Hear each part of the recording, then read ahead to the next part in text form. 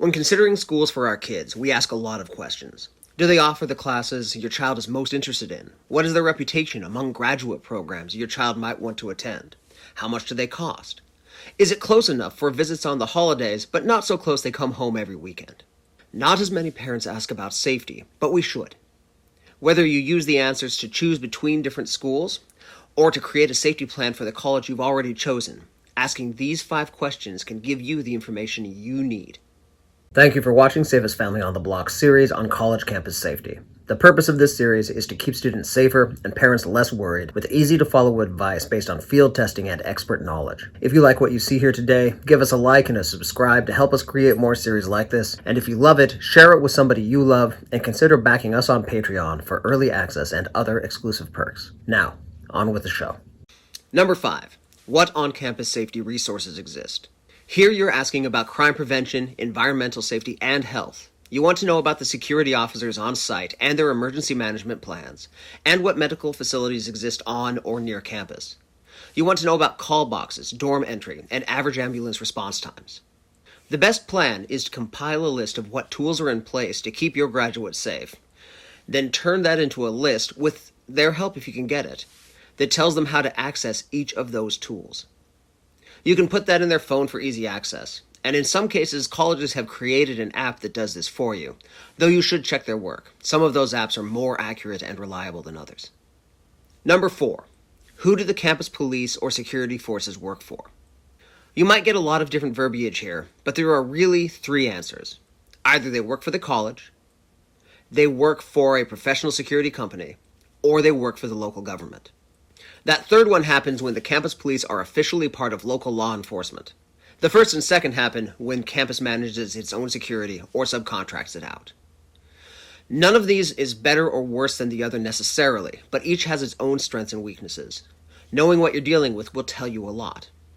While you're poking around with this, see what you can learn about the command and accountability structure of whichever organization is tasked with campus security. If you can get a name or a phone number of somebody with responsibility and authority, you can apply pressure when your child needs it. Number 3, do you have a threat assessment team? A threat assessment team is exactly what it sounds like. When cities are bursting apart with riots, the team finds out how much chaos might come to campus. When somebody phones in with a bomb threat, the team investigates to find out if it's real. During tornado season, the threat assessment team in the Midwest watches the weather reports and asks local experts and decides whether or not to shut down classes. The correct answer to this question is always yes. Even small schools, which might not formally have a threat assessment team, should have a plan in place, even if it's just to call the local sheriff for advice. The presence of a threat assessment team shows that the college has a proactive approach to student safety rather than just a reactive approach. Usually. Most of the time. You can dig a little into press releases and talk with whichever member of the team talks with the public and find out if they're the real deal or just window dressing for insurance and liability purposes. Number 2, what resources do you have for mental health concerns? From students with a mental health diagnosis, to kids in crisis, to stress-based anxiety, to PTSD, to suicidal ideation, substance abuse, college students need mental health assistance. Although we still have a long way to go as a culture, more and more organizations are taking mental health as seriously as they do physical health and safety. The person you speak to on campus should not only have an answer, but should treat the question with the respect and attention it deserves. Whether or not your graduate needs mental health care, they will be surrounded by students who do. Any college without an answer, they're 100% behind. That's a serious red flag. Before moving to number 1, let's look at 2 honorable mentions you should seriously consider asking about. What action have they taken or can they take if your graduate has any special safety needs? This can include anything from medical requirements to a specific mental health diagnosis to being a member of the LGBTQ+ community going to school in an unfriendly region. Pay attention both to their answers and to how comfortable they seem with the answers they're giving. This can tell you if it's just lip service or something they sincerely care about. What are the most common regional catastrophes? Many schools are in a tsunami zone, tornado alley, the path of hurricanes, near wildfire zones, or what have you. A college in such a place should have a plan and be willing to share it. Now, before we get to the number 1 question to ask about campus security, please do hit the like and subscribe buttons. If you think I've missed something, leave a comment. If you love content like this, share it around and spread the word. I really appreciate the support. And now, number 1. How do you communicate with students in an emergency?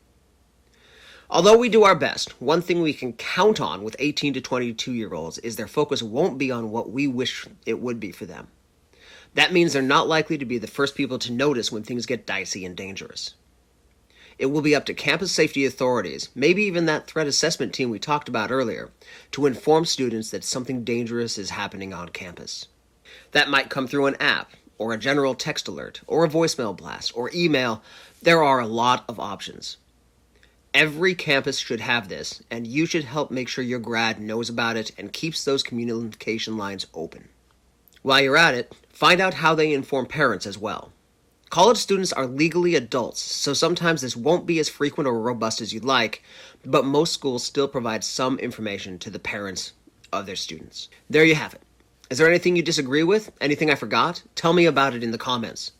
For more college safety tips for new graduates, check out the videos here to the right. And don't forget to like and subscribe. The liking helps us bring you more content like this, and the subscribing helps you not miss it when it comes. Stay safe, everybody. I'll see you next time.